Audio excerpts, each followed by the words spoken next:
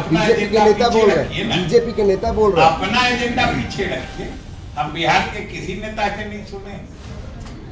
आप अपना एजेंडा क्यों लागू करते हैं? यूसीसी लागू नहीं होगा बिहार में? बिहार में यूसीसी लागू नहीं होगा। इसका मतलब आपको दूसरा सवाल नहीं है। आप समझते हैं मिसाल बनी हुई है तो वो बिहार है जिसमें नीतीश कुमार ने अल्पसंख्यकों के हित में इतने फैसले किए हैं कि दूसरे राज्य उसका अनुकरण कर रहे हैं। नमस्कार, आप देख रहे हैं बिहार डेली लाइव। मैं निखिल। देखिए, चुनावी माहौल में सभी जो पार्टी के दिग्गज नेता हैं, यानी ये कहिए कि पार्टी के जो धरोहर हैं, वो अब एक दूसरे पर पलटवार करते हुए नज़र आ रहे हैं और अपने नेता का तारीफ करते हुए भी नज़र आ रहे हैं। इसी संदर्भ में जब हमारी मौजूदगी थी जदयू कार्यालय में, तो क्या कुछ कहते हुए नज़र आ रहे हैं विजय चौधरी। पहले आप इस वीडियो को देखिए। किसी एक प्रदेश की तरक्की मिसाल बनी हुई है तो वो बिहार है जिसमें नीतीश कुमार ने अल्पसंख्यकों के हित में इतने फैसले किए हैं कि दूसरे राज्य उसका अनुकरण कर रहे हैं। सर, हर बार चुनावी मुद्दा कोई होता है, इस बार एनडीए के लिए चुनावी मुद्दा बिहार में क्या रहने वाला है? अरे चुनाव आने दीजिए, चुनाव आने दीजिए, चुनावी मुद्दा आपको मिल जाए। और सबसे बड़ी बात है कि हम लोगों का तो मुद्दा अस्थायी है। हम लोगों का मुद्दा तो 2005 से ही एक ही है, विकास विकास विकास। और लोगों को अब विकास दिखने लगा है। एक बात बोलिए कि आज किसी विपक्ष के नेता या किसी पार्टी में भी दम है कि जो बोल पाए कि बिहार में विकास नहीं हुआ है? किसी में दम नहीं है। और वो तो इस बात का इतना इकरार करते हैं, इतना खुद तस्लीम करते हैं इस बात का कि सोचते हैं कि इसको अगर नकारेंगे, बिहार में के विकास को अगर नकारेंगे तो जनता उन्हें राजनीतिक अपराधी समझेगी। इसलिए उस विकास में हिस्सेदार बनने के लिए परेशान होते हैं। ये समझ लीजिए। सर, आपकी सहयोगी पार्टी बीजेपी यूसीसी को लागू करने के लिए बिहार में मुद्दा बना रही है, इसको कह रही है कि इस मांग को बिहार में मुद्दा बना रही है। आप जबरदस्ती मुद्दा आप खड़ा कर रहे हैं। बीजेपी के नेता बोल रहे हैं, बीजेपी के नेता बोल रहे हैं। अपना एजेंडा पीछे रखिए। हम बिहार के किसी नेता से नहीं सुने। आप अपना एजेंडा क्यों लागू करते हैं? यूसीसी लागू नहीं होगा बिहार में? बिहार में यूसीसी लागू नहीं होगा। इसका मतलब आपको दूसरा सवाल नहीं है। आप समझते करके हम लोगों ने इसमें विशेष पहल की।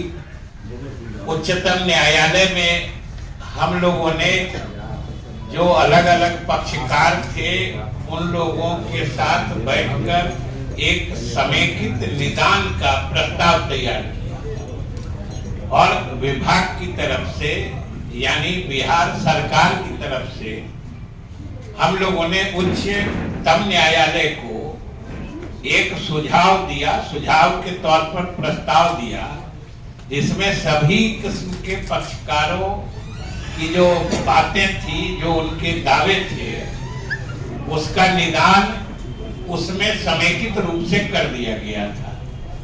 और मुझे आपको बताते हुए खुशी हो रही है कि हम लोगों ने जो सुझाव, जो परामर्श या जो प्रस्ताव उच्चतम न्यायालय को दिया, उच्चतम न्यायालय ने न सिर्फ उसको उचित माना बल्कि उस आधार पर अविलंब नियुक्ति प्रक्रिया पूरी करने का निर्देश दिया। और उस प्रक्रिया को हम लोगों ने पूरा किया और बिहार राज्य तकनीकी सेवा आयोग परीक्षा फल प्रकाशित कर चुका है।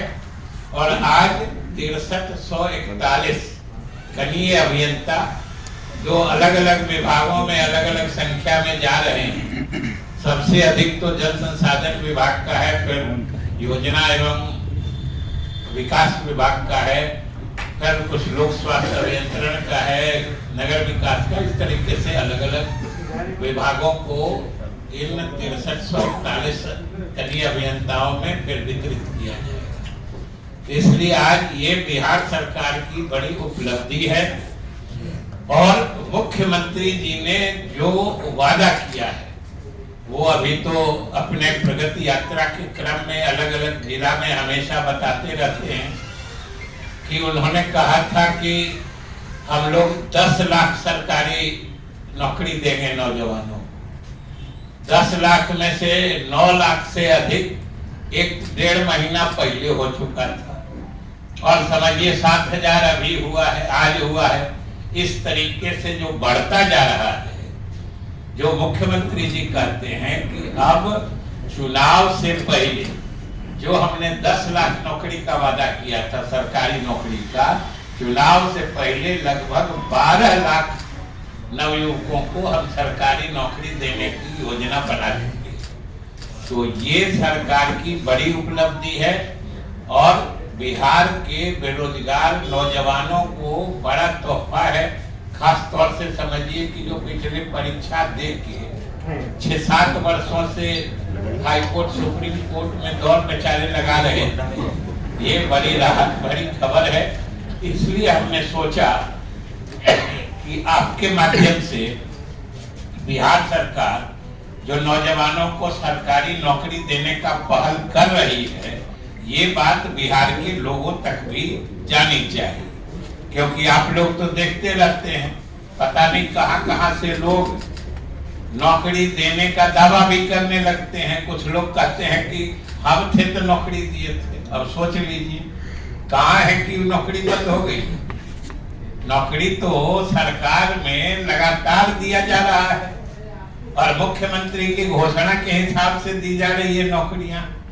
इसलिए ये बात लोगों को अच्छी तरीके से समझना चाहिए कि नौकरियों का वादा नीतीश कुमार ने किया था, नौकरियां नीतीश कुमार ने ही दी है और नीतीश कुमार ही आज भी दे रहे हैं, जो आज भी दिया है और कल भी वही देंगे। बिहार के लोगों को यह भरोसा रखना चाहिए और खास तौर से बिहार के नौजवान इस बात को समझते भी हैं और उनको आशा है तो सिर्फ नीतीश कुमार से, बाकी लोग भटकाने की भले कितने कोशिश कर ले वो सफल होने वाले नहीं।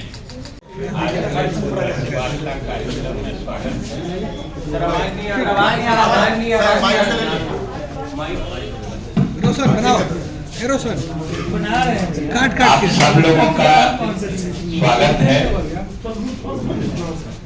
आज विशेष रूप से हमें आपको ये बताना है कि मुख्यमंत्री जी ने जो बिहार के बेरोजगार नौजवानों को सरकारी नौकरी देने का ऐलान किया था और एक अभियान के रूप में सरकार के विभिन्न विभागों में नियुक्तियां की जा रही हैं।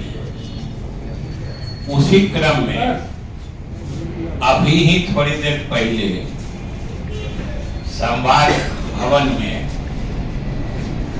6,341 कनीय अभियंताओं को नियुक्ति पत्र दिया गया है।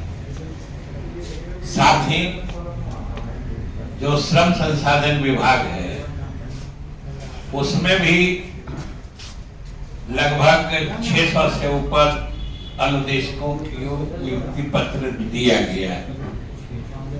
मतलब दोनों को अगर जोड़ दीजिए तो लगभग 7,000 बेरोजगार और बेरोजगार के साथ साथ जैसा कि हमने कहा कि 6341 तो कनीय अभियंता है, यानी वो लोग स्किल्ड भी है, मतलब उनमें कौशल भी है, वो डिप्लोमा किए हुए हैं और ये इसका उद्धरण मैं इसलिए खास तौर से कर रहा हूं कि ये नियुक्ति सरकार के अथक प्रयास के कारण संभव हो पाई, क्योंकि इन नियुक्तियों के संबंध में विज्ञप्ति या विज्ञापन कहिए 2019 में ही निकला था और लगभग जो आप देख रहे हैं कि 5-6 वर्षों से अधिक से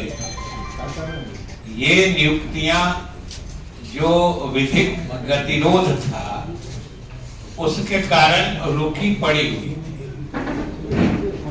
और चूंकि कनीय अभियंता चाहे किसी विभाग से संबंधित हो, उनके नियुक्ति का प्राधिकार या नियुक्ति के संबंध में निर्णय लेने का नोडल डिपार्टमेंट जो होता है वो जल संसाधन विभाग ही है, जिसका प्रभार मुख्यमंत्री जी ने मुझे दे रखा है। इसलिए मैं इस पूरे मामले से पूरी तरह अवगत कि किस तरीके से 7 वर्षों से ये सारी नियुक्तियां रुकी पड़ी हुई थी, लेकिन मुख्यमंत्री जी से परामर्श करके हम लोगों ने इस मामले में मुस्तैदी से पहल की, क्योंकि इसमें कई पक्षकार हो गए थे। एक तो जो संविदा पर पहले से कनीय अभियंता काम कर रहे थे, दूसरे जो बिहार के अंदर के सरकारी संस्थानों से डिप्लोमा प्राप्त करने वाले अभ्यर्थी थे, तीसरे जो बिहार के अंदर जो गैर सरकारी लेकिन अफिलिएटेड, जो यूनिवर्सिटी से अफिलिएटेड थे, उन संस्थानों से डिप्लोमा प्राप्त कनीय अभियंता थे, और उसके बाद कुछ बिहार से बाहर के संस्थानों से जिन लोगों ने डिग्री प्राप्त की। तो इस तरीके से इस मामले में कई पक्षकार हो गए थे, जिनके अलग अलग दावे थे, अलग अलग तर्क थे।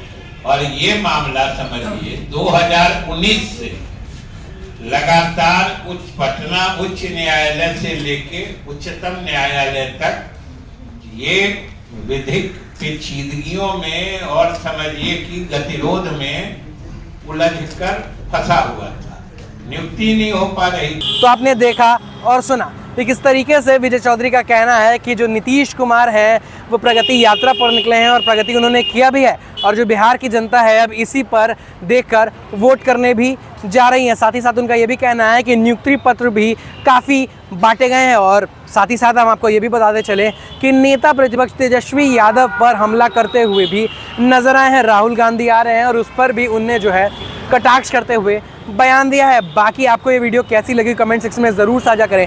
तब तक के लिए देखते रहिए बिहार डे लाइव। धन्यवाद।